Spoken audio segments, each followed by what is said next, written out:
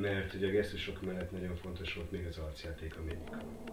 És még egy nagyon fontos dolog volt a régi Néma filmekben, az pedig a fény, amit hihetetlen módon ügyesen tudtak alkalmazni az akkori operatőrök és fénytechnikusok. A mai felgyorsult világban, amikor minden sokkal gyorsabban megy, amikor az információk is sokkal gyorsabban érnek el hozzánk, amikor hozzá vagyunk szokva a klippekhez, a videoklippekhez, ahol van, ahol egy másodpercen belül 3-szor van képvágás, ezt a fajta technikát és ezt a fajta közlést nem lehet összehasonlítani azzal a fajta közléssel, mint amikor a Néma filmben a gesztusokkal, a felerősített gesztusokkal, az arcjáték sokkal kifejezőbb felhasználásával tudták ezt a dolgot megtenni. Szerintem mind a kettő dolog élvezetes volt, de én nem tennék különbséget a kettő között. És a színházba szoktak olyan próbákat tartani, ahol csak a gesztusokat gyakorolják? Természetesen. Önben mennyire tudatos a gesztus használat? Bennem saját magamban? Igen.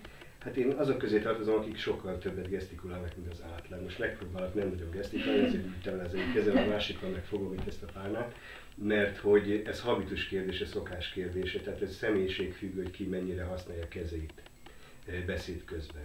Én általában sokat használom a kezemet, a magyarázatoknál is, hogyha nyomatékosítani szeretnék valamit, akkor használom a kezem. Van, aki egyáltalán nem.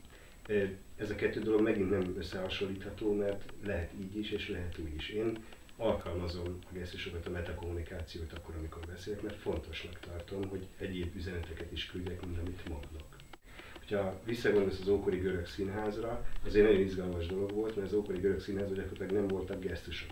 Nem mozogtak az emberek, csak álltak a színpad közepén, hatalmas nagy ilyen magasított cipőkön, álltak, egy kis tölcsér volt a hatalmas nagy maszkjuk előtt, tehát arcjátékról szó sem lehetett.